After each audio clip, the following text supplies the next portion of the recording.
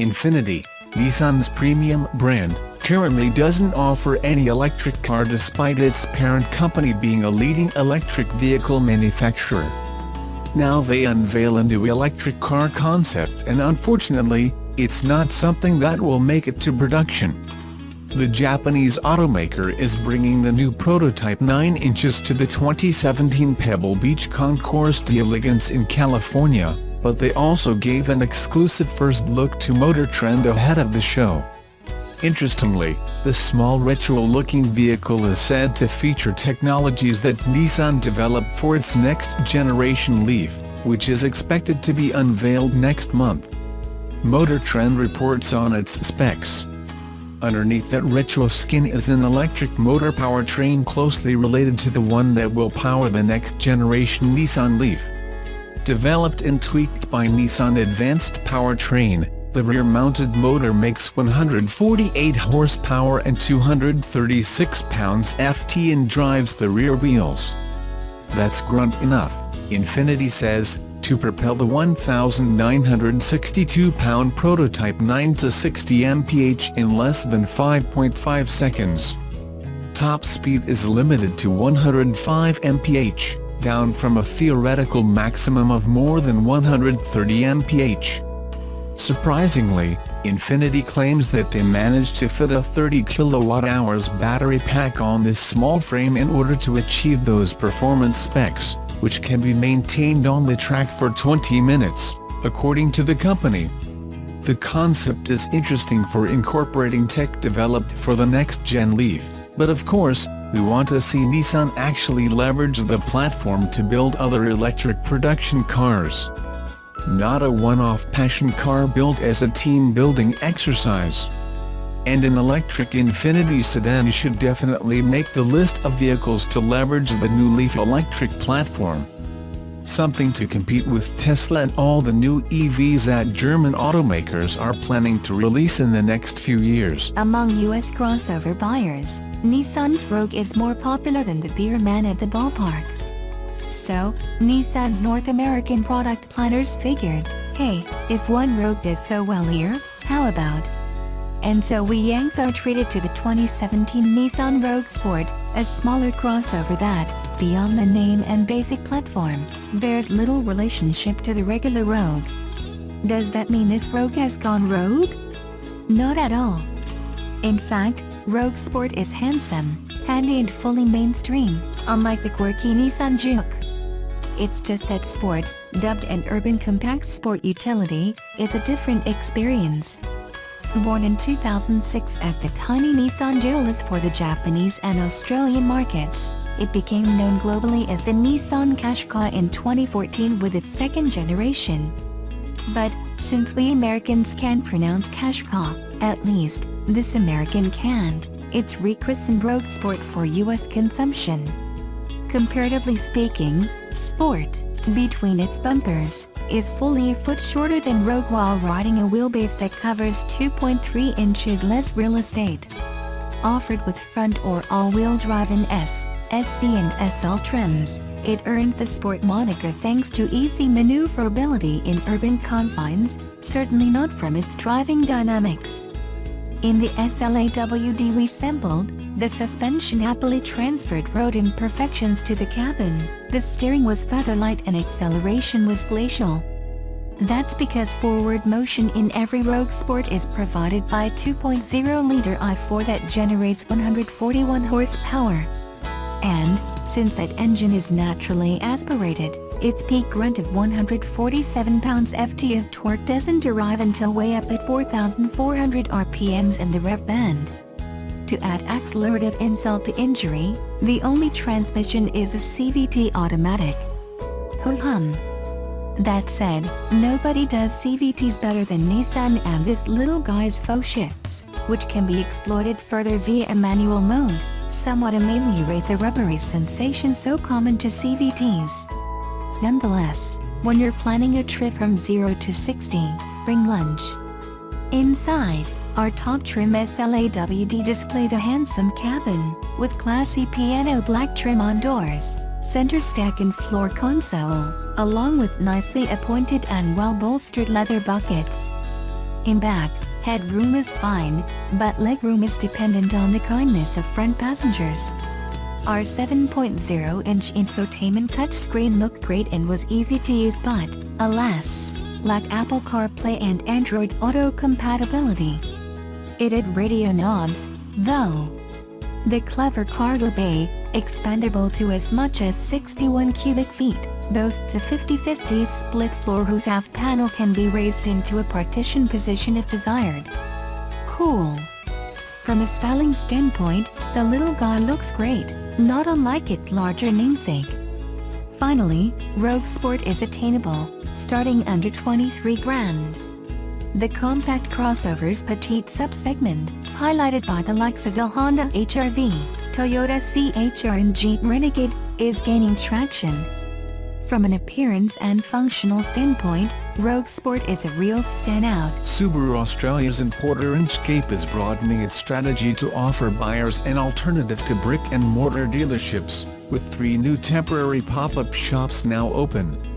The new transactional pop-ups are designed to show off the new Subaru XV, and follow on from its rollout of Impreza-based applications.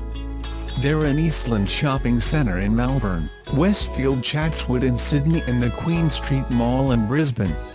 The trio of pop-ups join the more substantial existing 3 Subaru Do Shopping Centre stores, 2 in Melbourne and 1 in Sydney. These stores, much like what Tesla is doing, allow people to dive into the brand in a way that doesn't involve kicking tires and dodging car salesmen. The bold strategy created late last year was designed principally to grow the Impreza's appeal among younger drivers, though the XV fits the same bill. The company found itself under-indexed with buyers aged below 50 and acted to keep dealers on side. Buyers who transact through Do stores take delivery from a showroom, to which Subaru pays a delivery fee. They can also handle trade-ins and servicing either on-site or through a network of mobile mechanics vans. Or, in Subaru's words, the accessibility of a shopping center provides the general public an alternative to the traditional dealership experience and is just one example of the Subaru Do commitment to a more convenient customer experience. Eastland Shopping Centre and Queen Street Mall are equipped for customers to test drive an XV on site, and Westfield Chatswood displays both the new XV and WRX, with the Subaru North Shore dealership less than 1 kilometre away. Both sites support purchasing directly from the shopping center, and the in-store technology allows customers to build and accessorize the car at a more convenient location and drives a new avenue of customer interaction.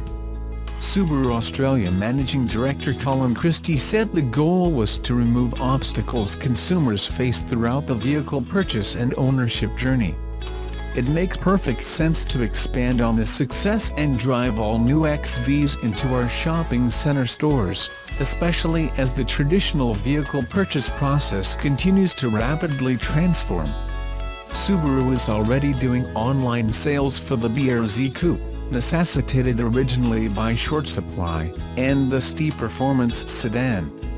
As we reported yesterday, Subaru's Australian importer had a brilliant month in July, growing at a rate unmatched by any other top 20 car maker and achieving almost 5% market share. VFACTS figures show that the Japanese company's sales last month were 27.1% greater than July in 2016, at 4,265 units.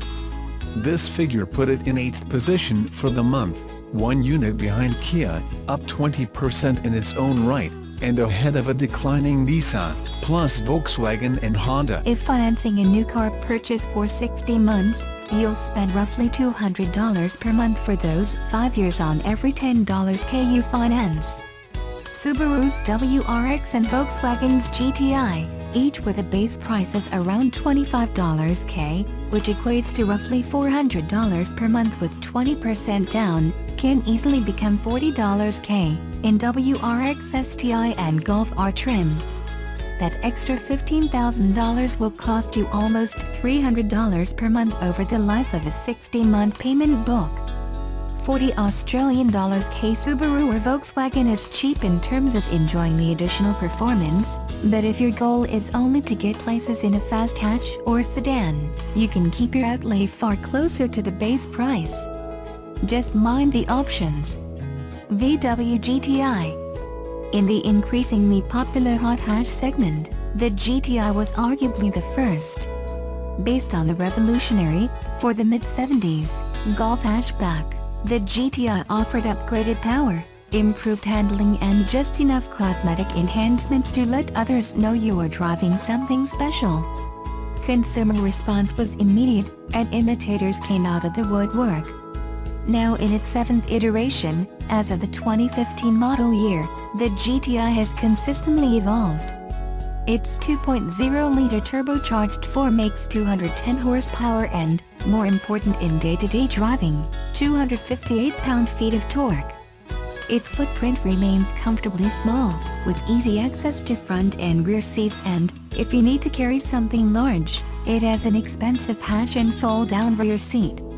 Like most of the VW Audi family, its interior design and appointment bat well above the $25,000 price point. Whether selecting the 6-speed manual transmission or 6-speed DSG automatic, know that a responsive, agile hatchback is just a throttle tip in away. It's perfect for the in-town commute, weekend getaway or cross-country romp. And it appeals to a wide demographic, so resale value will remain high. Subaru WRX. This once was a performance derivative not shared with American consumers. But with its success globally, Subaru brought the WRX to the States, with the high-performance STI variant not long after. Having been offered in the US as a sedan, wagon and hatchback, today's WRX is available only as a 4-door sedan. As on every Subaru available in the US, except the BRZ, all-wheel drive is standard. Power is supplied by a turbocharged flat 4 displacing 2.0 liters but upping the horsepower to 268, while available torque is numerically identical to the GTI's at 258 pound-feet. With the edge in horsepower you could expect worse fuel economy, and you'd be right, 20 city/27 highway, to the GTI's estimated 24/34. With premium fuel at under $3 a gallon, but the Volkswagen wins with efficiency some 20% better. A great many Subaru fans continue to wish for the WRX hatch. Today's 4-door sedan isn't unattractive, but the versatility implicit in a hatchback is missing. With that, we're sure the body is more rigid than its hatchback predecessor. And that rigidity, in combination with almost 270 horsepower, makes for one very immersive driving experience. This is horsepower closer to Volkswagen's Golf R, 292, than the GTI. And while it falls short of the WRX's 305, the entry-level WRX is also significantly less expensive. Beyond the lack of a hatch, the other disappointment, at least when coming from the VW showroom, is the Subaru's interior spec. Everything in this price category is plastic, but Subaru's take on plastic is decidedly down market. The product execs put their money into the all-wheel drive. So, don't slide in expecting to be delighted by the visual, but do expect to be excited by the visceral. With an investment of under $30 K, both cars offer practical alternatives to a sport coupe. Even with a child seat, or on a run to Home Depot, either can bridge the gap between a larger family hauler and a Miata.